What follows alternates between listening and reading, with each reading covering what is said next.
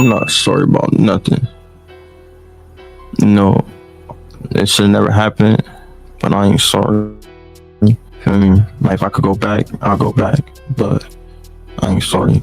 Like, niggas die every day. Like, he was rapping about it, all type of shit. So I ain't sorry about it, but I send my condolences to the family, and I wish it never happened. But so, do you regret going to the Airbnb that night? I don't regret nothing, but I wish I never had either. When you say you're not sorry, what you just seems like you're acting like this is just the circle of life. This is how it happens. No, it's not. I'm not making it a small thing. It's just, I don't know. Growing up, my people, my family told me you ain't sorry for shit. Like, whatever you did it for a reason, and stand on it. So it's like, yeah, I did it, but it wasn't like we all went to go through that. So stop making me feel like, so I feel like people need to stop making me feel like I got something to like I owe something to somebody. I'm sorry. I ain't sorry. Akademiks, someone who is also a very popular media figure in the culture, had this to say about it. Here in the media, we got to take a little bit of accountability. Especially, let me tell you this, there's a lot of things that I did on the way coming up.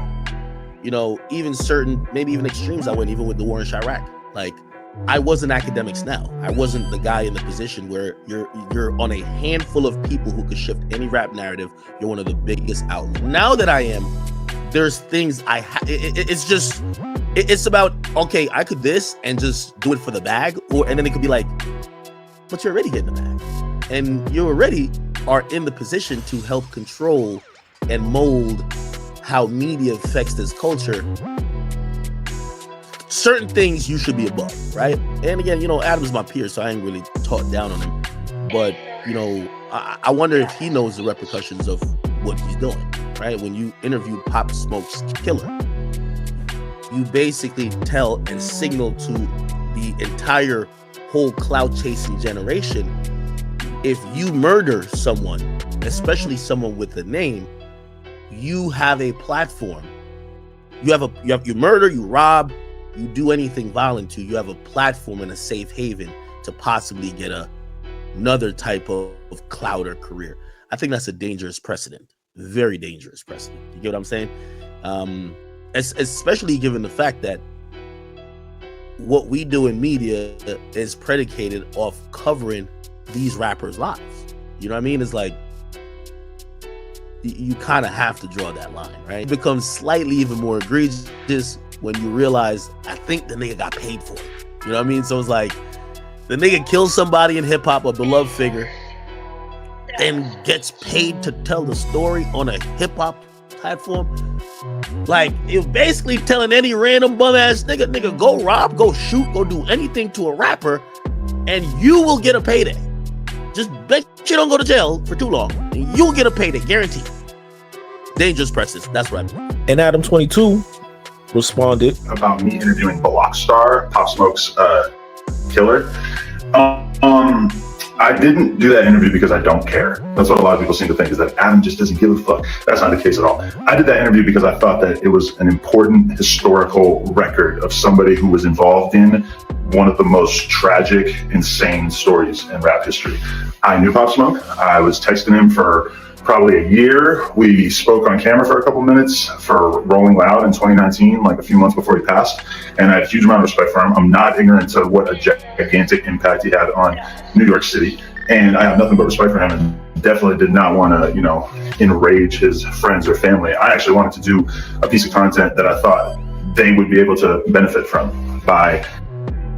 Okay, so I wanted to respond to some of the feedback about me interviewing Blockstar, having this conversation so that people could really understand what goes through the mind of somebody who's capable of doing something like that. I think if you watch the interview, it's pretty obvious that I wasn't glamorizing it, and that I was trying to have, the tough conversation with him that I thought this situation warranted. I also think that a lot of people seem to think that I'm the first person who's ever interviewed a killer, which is completely not true. All kinds of people come to mind, but let's just go with the obvious example, Terrence Gangster Williams, who I had on, and everybody else in the podcasting world has had on.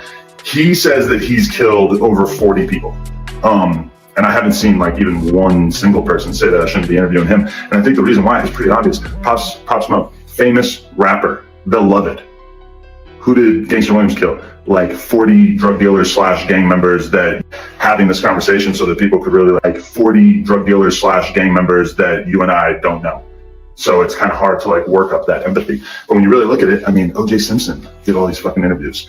I remember when Vlad took a lot of heat because he interviewed Keefe D, who was, it's like an extremely analogous situation because Keefe D obviously was involved in one of the most famous murders of a beloved rapper of all time.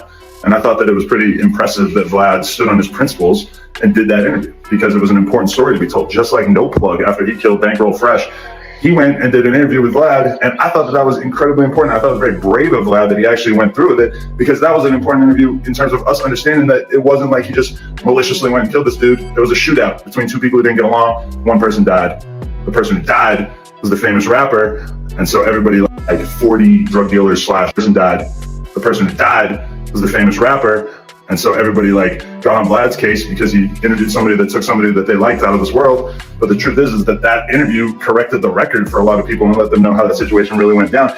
I also think that Pop Smoke or the Blockstar interview about Pop Smoke was like important for that reason too. 50 Cent made a whole fucking documentary where he like basically floated and lended credibility to the idea that Pop Smoke's friend Mike might have been involved in getting him knocked off.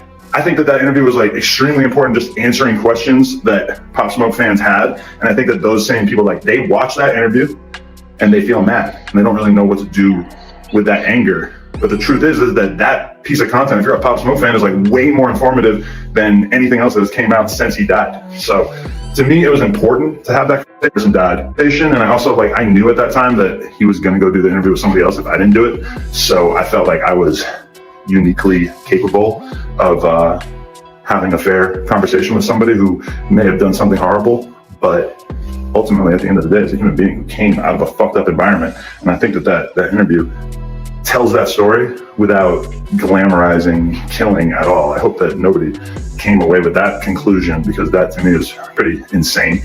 Anyway, if you were offended by any of the clips you see, obviously probably 1,000 times as many people saw the clips as saw the full interview. I encourage you to go see it, not just because I want to get my numbers up, but because I think it's an important thing to do to understand what exactly we did when we did that interview.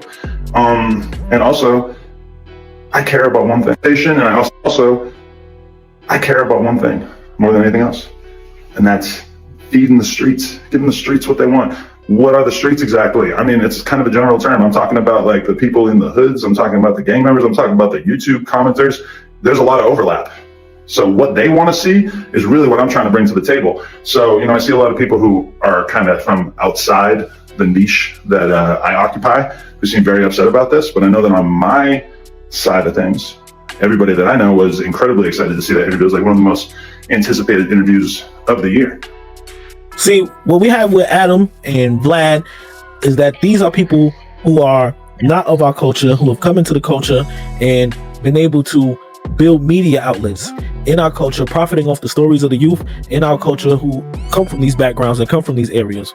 Now, we have people like Zach TV who have tried to tell these stories of warring gang members and killers, and things didn't turn out favorable for him. And I believe that's because of white privilege. What we see with Adam and Vlad is, they can sit down with the families of these killers and these murderers because they're not going to be held accountable for it the same way a black person would, where you would see people wanting to kill the reporter, right? Wanting to kill the interviewer. And now we have Ross Swish and Fetty Luciano who said, fuck no jumper, but it's a different level. Now, on the flip side of that is, a lot of the artists that he's sitting down with are self-proclaimed killers. So should it really be a problem if someone who lives a lifestyle like this, lived by the gun and died by the gun, that now the person who took their life and really lived the life that they said that they were about or were formerly living, now should that person not be able to tell their story? Y'all let me know. Food for thought. Y'all do the dishes. I'm going.